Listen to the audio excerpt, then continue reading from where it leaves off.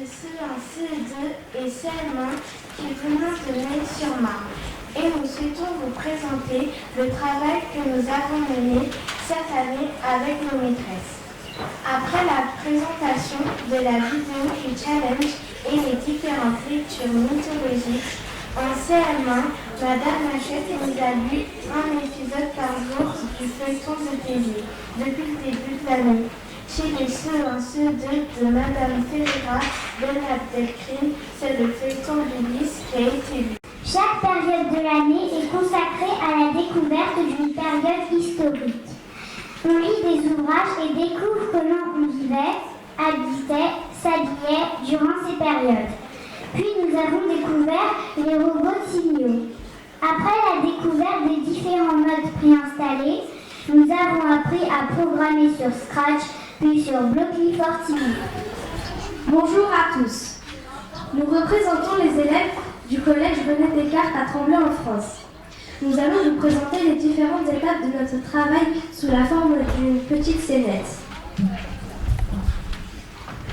Hey! Tu sais, notre professeur de technologie nous a inscrit à un challenge robot Odyssée. Ah bon? Trop cool! Et si pour ça, on crée notre propre histoire et notre décor? Oui, tu as raison. Inspirons-nous des contes qu'on nous a racontés quand nous étions petits. Un conte, c'est bien, mais il faudrait, à travers cette histoire, transmettre des valeurs de paix, d'espoir dans cette époque triste. Super idée. Nous allons voir le professeur de français pour qu'il nous aide à l'écrire. Oui! Et si on y ajoutait de la musique de manière à mieux exprimer les émotions? Tu as raison. En plus, on pourra travailler sur le projet avec plein de professeurs et de matières différentes.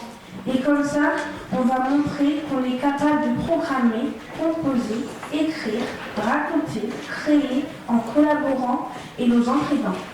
Génial! Comment vous êtes-vous répartis les rôles? Tout d'abord, la maîtresse a envoyé à Christelle et Stéphane des petites vidéos de notre travail réalisées tout au long de l'année. Le nom Grénoir a été choisi ensemble. Le logo a réuni la maîtresse pour les découpes au cutter, Kenzie, Luna, Elena et Maëlys pour la peinture. Dans notre classe, nous travaillons une maison par groupe de 4. Il nous a paru naturel de faire 4 groupes. Chacun a choisi un élément parmi les 4. En histoire des arts, nous nous sommes inspirés des 4 tableaux d'Arcile Bondo que nous avons visités. Dans chaque groupe, nous avons travaillé sur l'histoire, la programmation et la maquette. Vous êtes sur ce projet depuis le mois d'octobre. Pourriez-vous nous expliquer votre travail? Tout d'abord, nous avons fait des jeux d'algorithmes, des jeux en situation de mouvement. Début novembre, tous les jeudis, des ateliers d'activités débranchées, sans ordinateur ni tablette, puis activités branchées avec ordinateur et tablette. Début janvier, création de l'histoire. Début avril, construction de la maquette.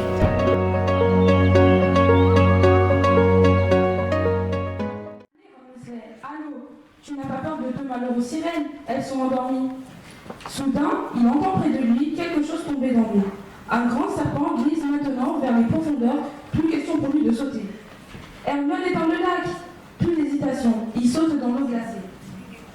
Il saisit l'épée des Gryffondors et entreprend un combat avec les reptiles.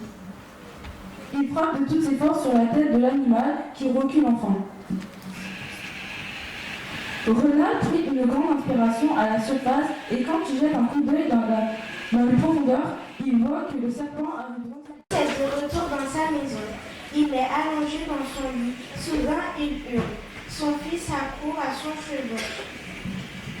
Papa, que se passe-t-il? Ulysse se réveille brusquement. Il ouvre les yeux. Il est heureux de retrouver son fils Télémaque. Il le serre très fort dans ses bras. Doucement, papa, tu m'étouffes. Mais dis-moi, pourquoi tu criais? J'ai fait un cauchemar. J'ai rêvé que je voyageais dans le temps et que je n'arrivais pas à rentrer à la maison. J'ai cru que je ne te reverrai plus jamais. Télémaque le prend alors dans ses bras et le rassure. Un peu plus tard, le petit trouve le livre par terre, il l'ouvre et pfiou! Nous sommes en 2100, à Paris. Les êtres humains ont presque tous disparu après les conséquences du réchauffement climatique et après le départ vers Mars de fusées emplies d'humains.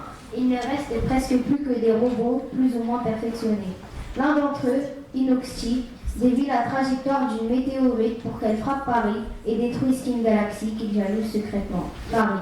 La météorite frappe la capitale. La tour Eiffel s'effondre sur les buildings voisins. Le plus gros fragment rocheux vaporise la Seine. Des décombres sort prudemment Skin Galaxy, unique survivant de la catastrophe.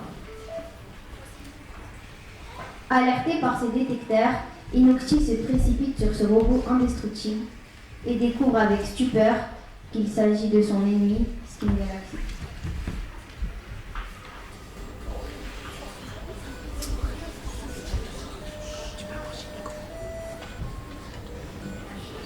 Skin Galaxy est heureux de constater qu'il n'est pas le seul survivant et s'approche de lui sans méfiance. Va dans le parc de la mairie de Clichy-sous-Bois et sort indemne de la deuxième épreuve, réussit-il à articuler avant de partir furieux dans les ruines avec ses acolytes. Parc de la mairie. Après avoir traversé la Seine-Saint-Denis en ruine, Skin Galaxy atteint Clichy-sous-Bois, encore en assez bon état. Le parc de la mairie est toujours là, entourant le lac et un labyrinthe en mur de feu. Il aussi l'attend devant l'entrée du labyrinthe. Une fois, dans un port en France, deux grandes filles, un roi et une petite fille. Ils se rendaient en Amérique dans leur bateau privé. Ils se reposaient sur des petits lits quand soudain le bateau commence à tanguer. Le capitaine dit « SOS, SOS, j'ai perdu le contrôle du bateau !» Puis il s'adresse à l'équipage. « Prenez une bouée sous votre petit lit et sautez dans l'eau !» Tout le monde saute. Ils atterrissent dans l'eau et voient le bateau échouer près d'une île. « Sauvez, une île !» dit le capitaine. Rassuré, il nage avec empressement vers l'île. Une fois arrivé sur l'île, après avoir vécu une journée mouvementée, ils se couchent sur le sable et s'évanouissent. Quelques heures plus tard, ils voient une jungle et se disent « Nous devons l'explorer !» Le roi dit « Nous devons construire un abri. » Puis ils entrent dans la jungle. En chemin, ils trouvent un hôtel abandonné. Ils l'explorent. Il était luxueux et semblait neuf. Pourtant, il n'y avait personne. Puis ils vont au lit. Pendant la nuit, ils entendent des bruits bizarres. Il était une fois un monde de la guerre régnant avec beaucoup de tyrans. Beaucoup de familles mouraient de famine et plein de villages brûlés. Cependant, il existait un autre monde, celui des contes. Le monde des contes fallait savoir des terres et savoir le monde. La paix avait disparu. Dans un village de ce monde vivait une famille composée de 7 enfants. Le plus jeune, haut comme 3 pommes, s'appelait le Petit Pousset. Sa famille souffrait de famine et ne supportait plus ses biens interminables. Alors il décida de sauver son monde. Il devait d'abord passer chez Jacques, lui emprunter des graines magiques. Il lui prit donc des graines dont le pouvoir était de prendre la forme souhaitée du semeur. Ensuite, il se dirigea vers le marquis de Carabas.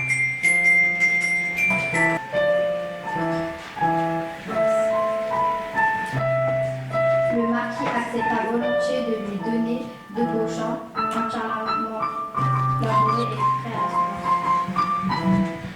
Tout d'abord, il prit une poignée de graines, les jeta et sauta des fleurs de la terre. Des fleurs d'un blanc immaculé qui repoussèrent les ténèbres, aussitôt sorties de la terre. Ensuite, il posa des graines de l'amour, des fleurs rouges passion qui, une fois apparues, luttèrent contre l'indifférence et la haine. Le Petit Pousset ne cessa de faire des vœux et demanda également des fleurs de la persévérance. Le ciel marquant la volonté, le courage et l'espoir d'un monde meilleur où la justice régnerait en maître. Enfin, ce fut au tour des fleurs de la fraternité de naître et d'être l'étendard de l'entraide, de la solidarité, de la bienveillance, de la gentillesse et de la compassion envers son prochain. De retour dans son village natal, le Petit Pousset fut accueilli tel un sauveur par sa famille et les villageois, qui désormais n'auront plus faim. Depuis ce jour, il est heureux et en paix. Drina promit à sa mère de trouver cette fleur avant la pleine lune et de la guérir le plus tôt possible. Drina se mit en route vers le péninsule du Péloponnèse sans savoir vraiment où aller. Après un chemin de briques jaunes bordé de champs de coquelicots, il y avait des hirondelles qui parfois passaient dans le ciel. Elle croisa un personnage dont l'apparence lui fit peur. Ce personnage était laid et d'une taille stupéfiante. Ses oreilles étaient poilues et ses dents pointues. Mais ce qui lui fait le plus peur à Drina, c'est qu'il tenait dans sa main un bâton sur lequel il y avait un serpent. Mais Drina prit son courage à deux mains et osa lui demander s'il savait où se trouvait la fleur d'argent. Le mystérieux personnage lui conseilla d'aller sur le terrible monde qui l'unit. Rina entra dans une forêt sombre et mystérieuse. D'après les légendes, la plupart des personnes qui entraient se faisaient piéger et même dévorer par d'horribles créatures. Rina avait peur, mais elle se dit qu'au fond d'elle, elle préférait mourir plutôt que vivre sans sa mère. Ah, c'est quoi ce monstre? La légende était vraie alors? Il faut que je parte au plus vite avant qu'elle me dévore. Aussitôt, Drina s'enfuit sur un chemin dont elle ne savait pas où il menait. À force de courir, Drina arriva à Épidore où elle tomba épuisée. Là, Asclepios lui apparut et grâce à ses pouvoirs divins, il l'emporta dans les airs pour une traversée pendant laquelle il dialoguait. Rebonjour, Drina. Asclepios, le dieu de la médecine? Oui, et l'homme effrayant de la forêt. C'était vous alors? J'ai eu si peur. S'il vous plaît, pourriez-vous guérir ma mère? À une condition. Si tu veux que je la guérisse, il faudra me donner une âme pure. Et c'est la tienne que je veux. J'accepte que vous preniez mon âme. Tu as un bon état d'esprit, mais c'était une ruse pour te tester. Tu mérites que je guérisse ta mère et que tu hérites de mes pouvoirs. De retour à Athènes, Drina guérit sa mère qui lui révéla qu'Asclepios était son père. Grâce à cette aventure, Drina avait appris qu'il faut être courageux pour obtenir ce que l'on veut, que même si quelqu'un a une apparence physique qui fait peur, au fond de lui il va avoir un bon cœur, qu'il faut savoir être patient et garder espoir. Elle devint la déesse du courage et de l'aventure. Bonjour, je m'appelle Emma, je viens de Paris. Les océans abritent des ressources de grande valeur, un véritable monde sous la mer. Mais les changements climatiques et la main de l'homme ont perturbé l'équilibre de l'océan. L'océan n'est pas important que pour les animaux marins, mais aussi pour toute la planète. Mais que faire pour protéger les océans? Les déchets plastiques jetés par l'homme et toutes sortes d'autres polluants doivent s'arrêter. Chaque être humain doit être responsable de ses actes. Toutefois, vous avez une arme naturelle dont vous ne vous servez pas, le corail, ce minuscule animal en forme de tube. Les coraux se regroupent par milliers et leur squelette géant forme peu à peu un mur. Ce mur est immense et permettrait de protéger vos océans et de préserver la faune. Monsieur le maître de l'eau, regardez le tableau d'Ansukator. Rapportons-lui au plus vite. Au revoir. Au revoir. Bonjour, je m'appelle James, je viens du Canada. Mais où suis-je? Tu es sur le bord d'un volcan. Mais à quoi peut bien servir un volcan pour notre écosystème? Par sa nature imprévisible, il est l'élément le plus difficilement contrôlable. Il fait l'objet de beaucoup de fascination et de peur. Mais il s'agit d'un élément indispensable à l'homme, à la nature. Il est cette énergie lumineuse qui permet de prendre conscience de l'existence de ceux qui nous environnent. Des êtres humains et une grande variété de plantes et d'animaux assistent au rétablissement de l'écosystème. Ce ne serait pas le tableau d'Ansukator? En effet, c'est bien celui-ci. Tu as très vite terminé ta mission. Grâce à ton aide, tu sais, je n'avais jamais réalisé l'importance du feu. Au revoir et merci pour tout. Au revoir, je m'appelle Shania et je viens d'Algérie. Comment sauver la Terre? Il faut apprendre à économiser et à partager de manière équitable les ressources de l'environnement et à tenir compte des facultés limitées dont la Terre a absorbé les déchets, problème important pour l'équilibre de la vie sur la Terre. Il accentue le changement climatique et la question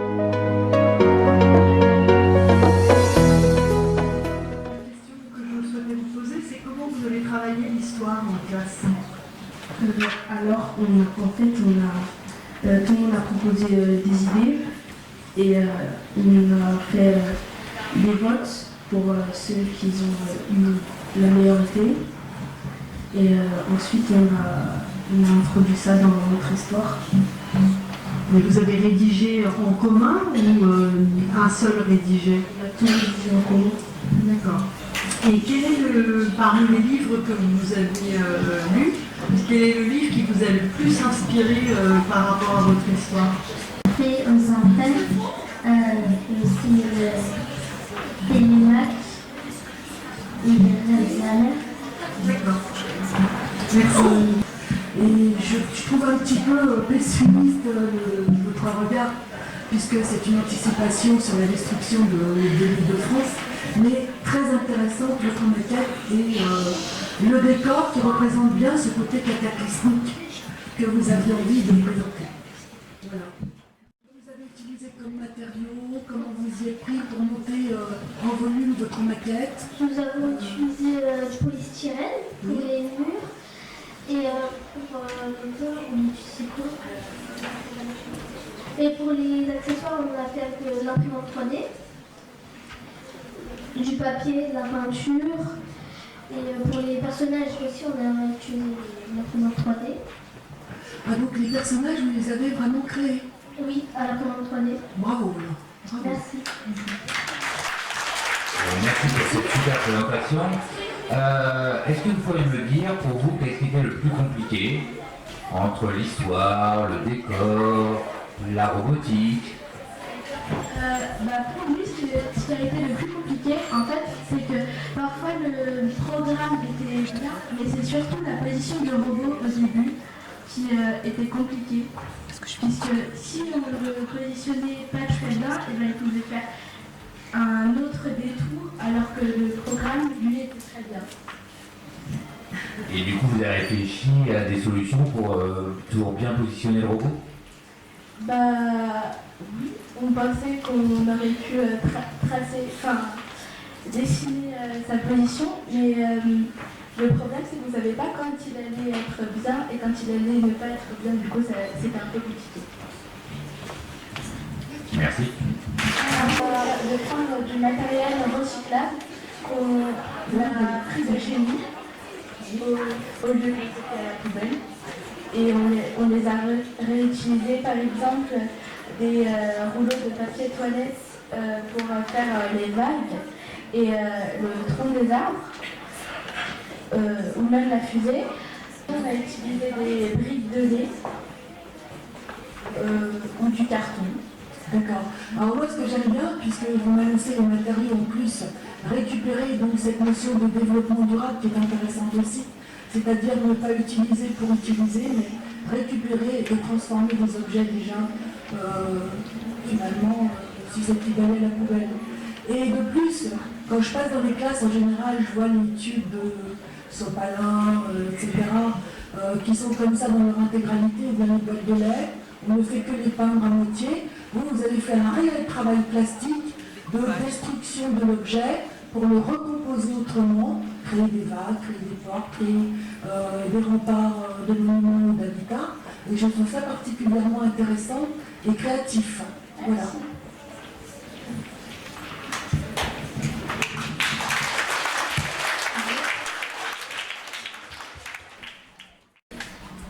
Bonjour et félicitations pour votre travail. Alors, moi j'ai une petite question. Vous avez travaillé avec plusieurs professeurs, et, donc avec ce professeur de musique. Je voulais savoir, est-ce que vous avez travaillé, donc je vais m'attarder au côté esthétique de la maquette, est-ce que vous avez travaillé tout seul ou est-ce que vous avez travaillé avec un des professeurs? On a travaillé ensemble et il y a une dame qui est venue et elle nous a aidé aussi à faire des décors comme les fleurs, le champ de citrouille et les maisons. Et vous avez travaillé plus particulièrement, je vois, sur des pliages. Vous avez travaillé sur une technique particulière de pliage? Oui, des pliages, des pop-up. Des pop-up, c'est ça? Des pop-up? Des techniques d'origami aussi peut-être? Non? Utilisé pour les fleurs quand on a fait les pliages. Vous voulez savoir quels étaient les livres qui vous avaient inspiré? Quels sont les livres que vous avez mis en classe en cours de français? Est-ce que vous avez lu des livres qui ont un rapport avec le travail effectué? Oui. Le Petit Pousset. Le Petit Pousset.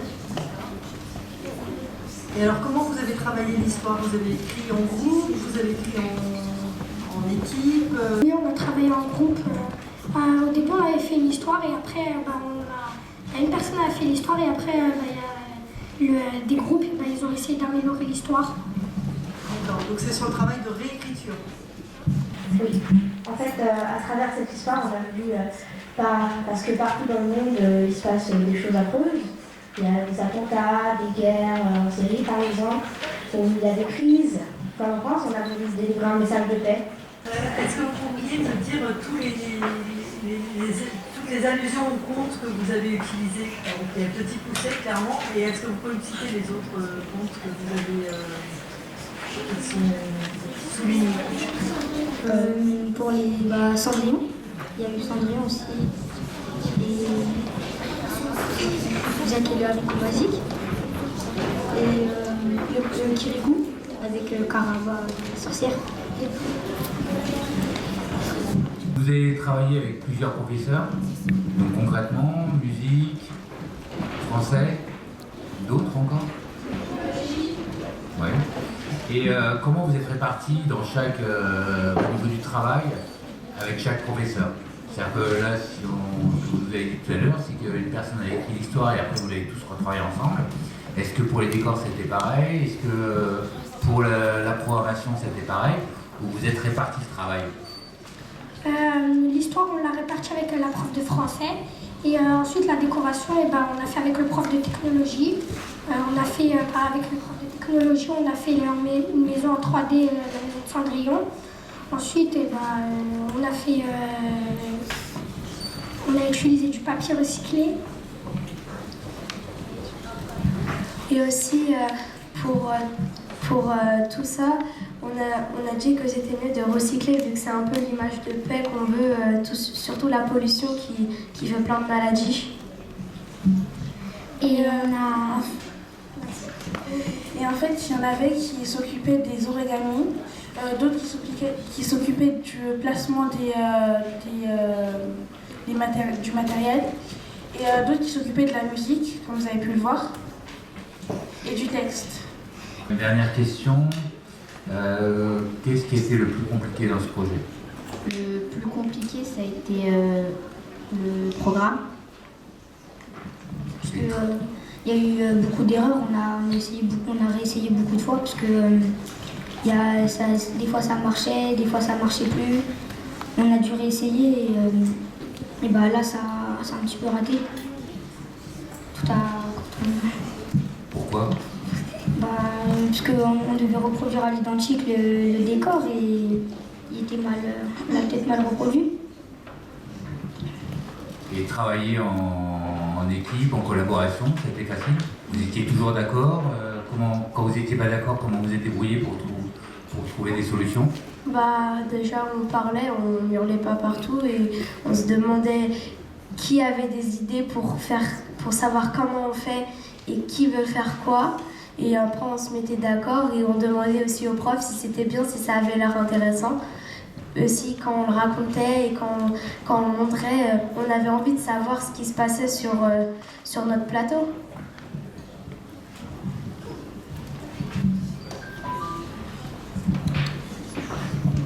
Une dernière question, désolée. Qu'est-ce que finalement, qu'est-ce que ça vous a apporté ce projet?